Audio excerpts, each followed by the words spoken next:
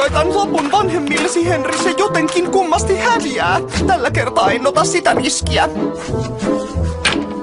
Oi, hyvää päivää, opettaja. Mitä hän on nyt tehnyt? Hajottanut täysin koko luokan. Mitä sanot siihen, Henri? En se minä ollut. Mene sisään, Henri! Sinä olet myöhässä. Pois tieltä, Nynny. Henri, mihin olet menossa? Oman huoneeseen loppujääksi. Ei tällä kertaa. Häh? Miksei? Koska me mennään ulos syömään tosi hienon aikuisten ravintolaan. Hienon ravintolaan? Ei ikinä! En ainakaan minä! Olen ollut tuhma! Äkkiä omaan huoneeseen!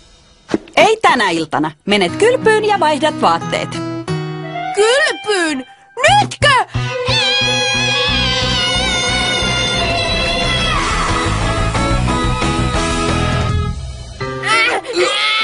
Jos pyydettäisiin lapsenvahti. Ei! Lähdetään ulos koko perhe!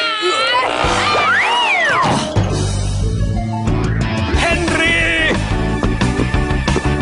Hän otti taas auton avaimet. Henri, nyt isä tulee sinne. Henri, et saa! Ei pönttöön!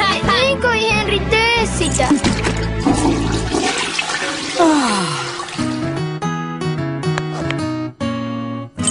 Ja näistä sinä et tiedä, Pekka.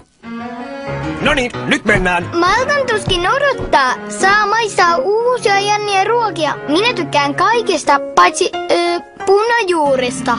Minäkin pidän kaikesta, paitsi mustekalasta. Niin, ja isä ei tykkää tomaateista. Ja minä en tykkää mistään muusta kuin hupi-hupi-purilaisista. En tule mukaan. En varmasti.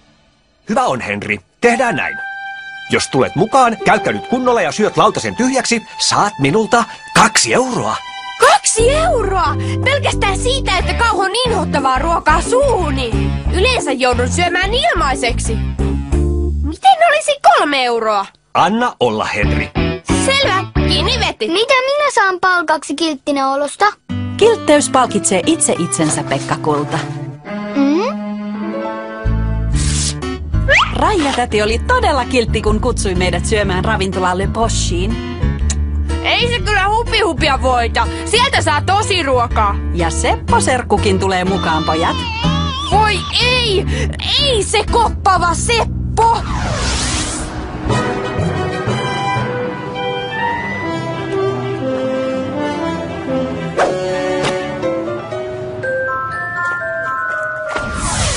Seppo on minun lempiserkkuni.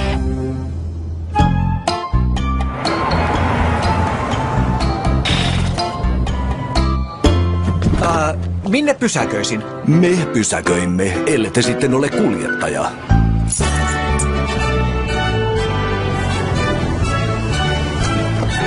Kultaseni! Raija-täti!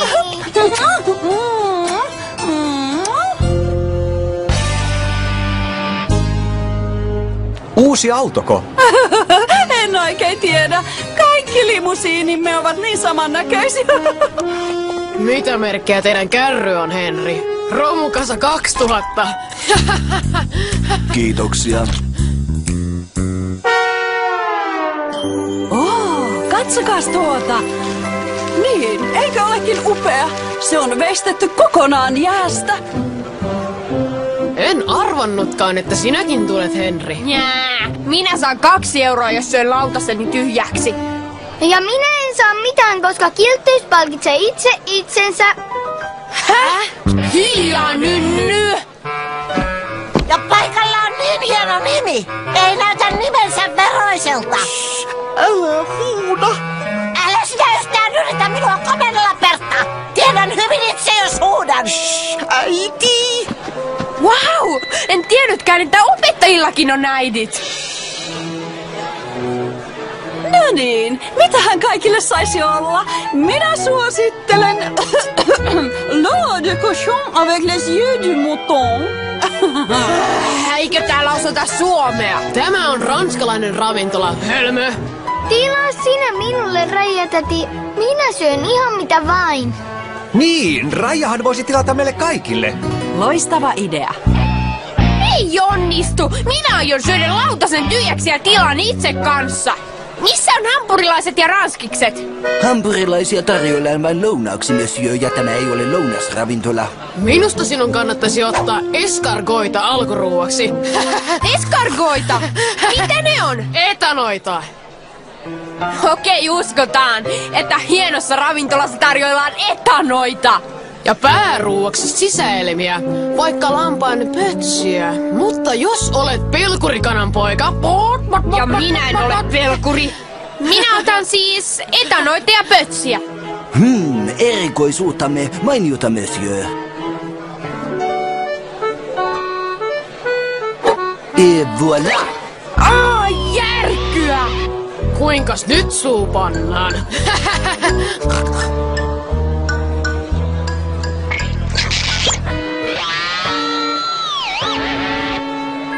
€2, Henri, 2 euroa.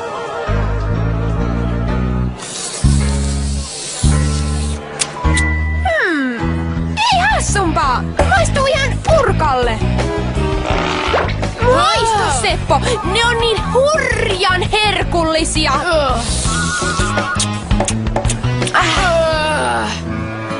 Lopeta tuo härppiminen, Pertta. Kyllä, äiti. Ja syö vihanneksesi. Kyllä, äiti. Henri. Hyvää iltaa, opettaja! Toivottavasti ruokanne on herkullista. Voi, miten kaunis käytös. Sitähän ei varmasti oppinut sinun tunneillasi.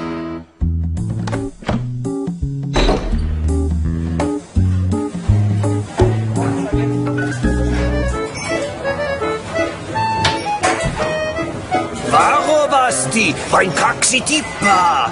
Postkastike on liian tulista suomalaisille vatsoille.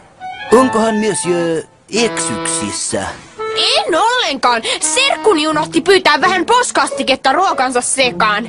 Menen sanomaan siitä kokille. Nyt tiedän sen. Ilmoitan siitä kokille. Hyvä. Serkkuni pitää tosi tulisesta ruuasta. Vähintään 5 tippaa. Yes. Syö suu kiinni, Pertta. Näin ihan syvälle ruokatorveesi saakka. Äiti! Anteeksi, nuori mies. Toivottavasti tyttäreni opettaa sinua kunnolla. Äiti! Kyllä vain, rouva. Todellakin. Näkemiin. Ai, miten hertainen poika. Niin kerrassaan miellyttävä. Mutta äiti, hän on kaikkein hirvein poika koko luokalla. Ja kenen syy se on? Vihdoinkin. Päivällinen on pöydässä. Hyvänen aika. Mustekalaa. Minä en pidä siitä. Enkä pidä tomaateista. Enkä minä tykkää punajuurista. Hei, Raija, täti. Tilasit kaikkien lempiruuat. Hauskaa, että osuin oikeaan. Olen varma, että nautitte jokaisesta suupalasta. Ja monsieurlle täällä on erikoisuus pötsiä. Minä en tuota söisi. En edes 2 eurosta. Jos on syönyt etanan, voi syödä mitä tahansa. Herkullista! Syökää nyt kaikki! Tämä on kunnon ruokaa! Niin tosiaan.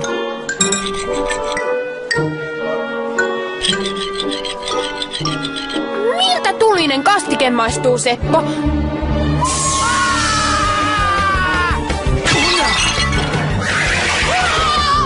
Pertta, istu alas heti paikalla.